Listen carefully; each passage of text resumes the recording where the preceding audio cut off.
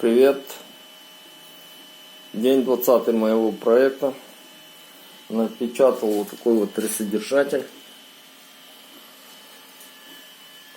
И начал пробовать экспериментировать.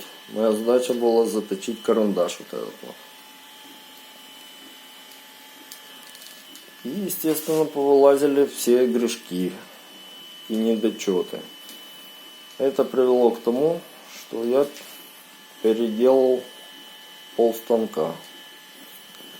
Вот такое количество деталей надо переделывать.